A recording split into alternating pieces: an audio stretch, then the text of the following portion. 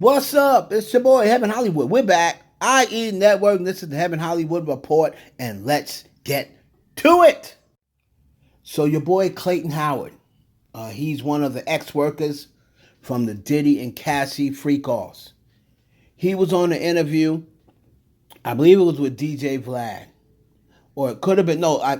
It was Art of Dialogue. He's been going around doing these press interviews with Daniel Phillips, one of the other members of the Freak Offs. And he was asked about what he thought was going to happen after Diddy's sentencing. And surprisingly, Clayton Howard said he hopes Diddy is released. And let me let you hear what else he said. I think it'll come as a surprise.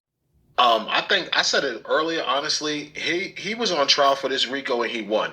I'm not a hater. I'm a man who respects anybody who has the competency and the skill to get themselves out of a bad situation. And Diddy did that. He spent the bag. He got the best legal representation in the business, and his lawyers did their job. So I'm not angry he got off. I salute him because he was intelligent enough and he was disciplined enough to do what he needed to do with his resources to get himself out the situation. As far as going to jail, I don't think he should go to jail either. This was about domestic violence. This wasn't about anything but domestic violence and the sexual activity of him and his girlfriends. If his girlfriends is able to stay on the street and they've been exposed not to be victims, why the hell should he go to jail? He should go to domestic violence counseling, he should go to therapy, and he should go to an inpatient drug program for maybe a year to get his mind right, to get him off the drugs, and to try to really build a solid base in him so he doesn't revert back to drug use. And they should let him go home. But to put him in prison for 5, 10 years when these women lied on him like this, absolutely not. So to surmise, I actually intend on writing the Southern District of New York, Judge Submarinian. I'm going to write a letter on his behalf because I'm a victim of him. I didn't even get my chance to actually confront the person who offended me because of what the government did to violate me. Me watching this as a man who sees things, I can forgive. I can move past it because technically I had to forgive and move past it until Cassie lied on him. No one would have ever believed me if I came out with this story. Cassie brought all of this stuff out before the media.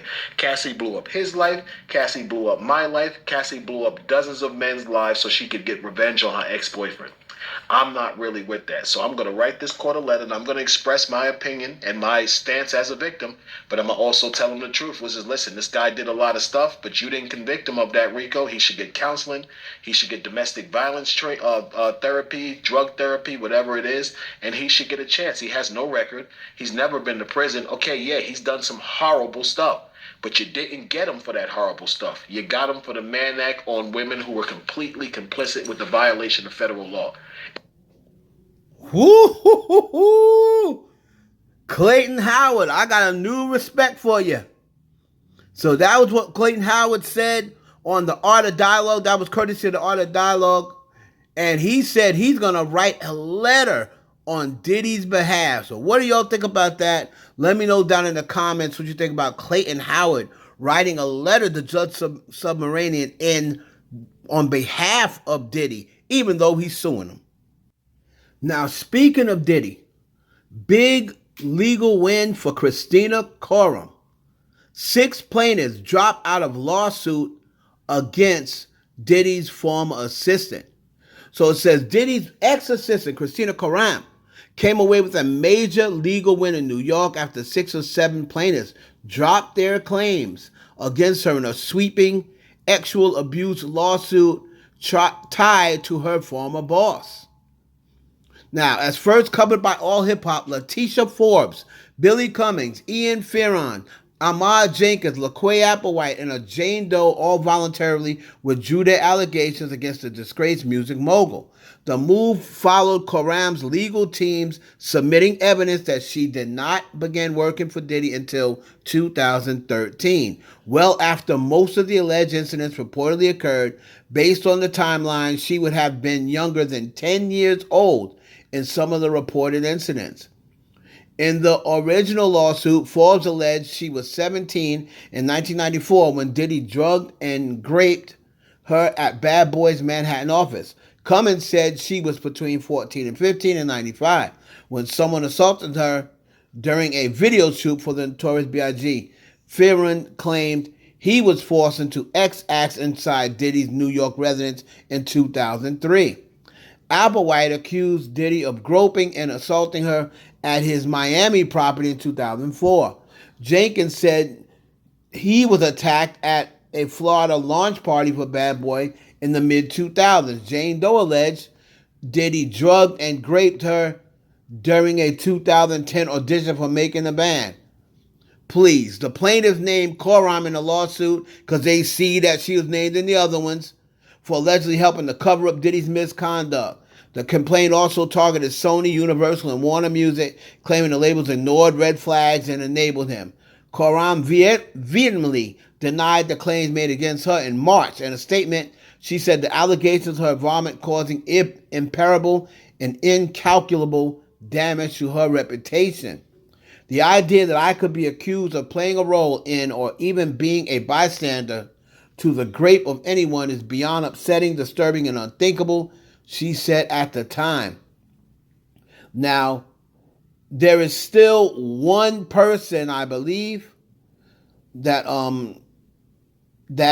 holding true on the claims, because there was 7 people who filed. 6 of them are dropping their claims. And then there was one person saying that it still happened. If 6 of them are dropping their claims, then this 7th person is only a matter of time before they drop theirs, because they're going to prove that it never happened. It never happened. So, big win for Christina Karam. She's also, Tenny Garrigo's also her lawyer. And assuming nothing else happens, Judge Aaron Subramanian will sentence Diddy on October 3rd, and we'll see what happens at that point. Moving on to Cardi B, and Cardi B put up on Twitter today that's it. She's not doing any more lives until after her album. She said that people have taken an inside joke between her and her fans and made it something that it's not. What she's referring to is people saying she's fat phobic. She has fat phobia because she made that comment about the big girls selling out all of her XXL product. Let's go back to that comment. Completely sold out, especially because you fat fucks, clearly you guys are fat as fuck. No Chick-fil-A for y'all. All the 3X sold out. Y'all, the 3X sold out like in 20 minutes.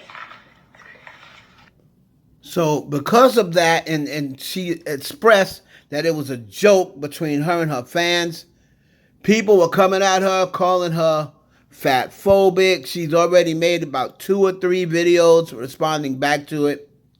Today she said out on Twitter, that's it, no more lies.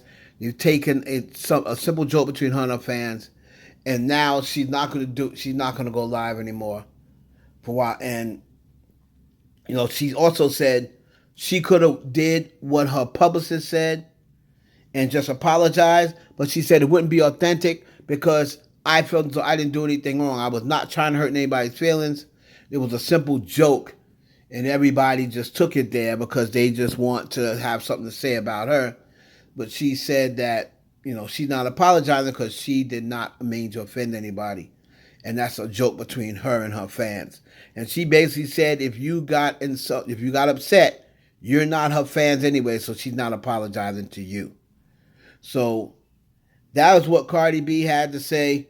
I mean, I think people are blowing it way out of proportion. Way out of proportion.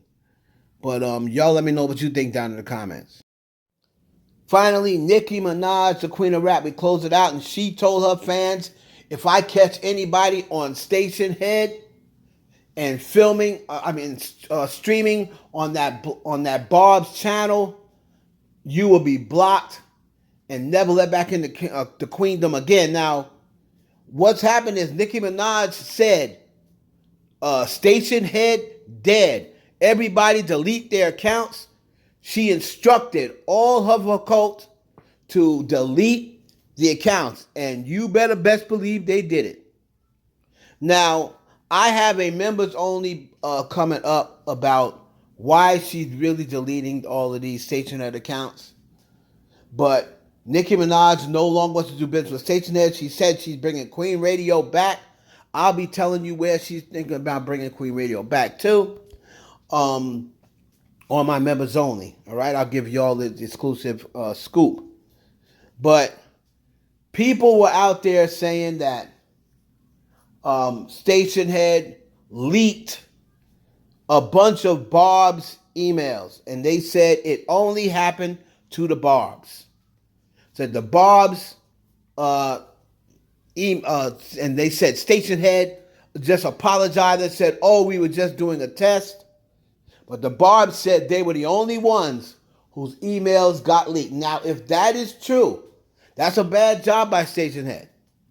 Now, they also said, I don't know how true the numbers are, but they also said that Stationhead had a dip, a percentage dip, in users and members.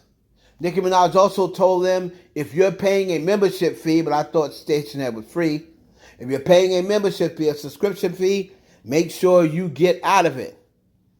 So, the Barbz are heavy on Stationhead. So, yeah, I could see Stationhead taking a dip and viewership and what have you else, because the Barbz are a big fan base.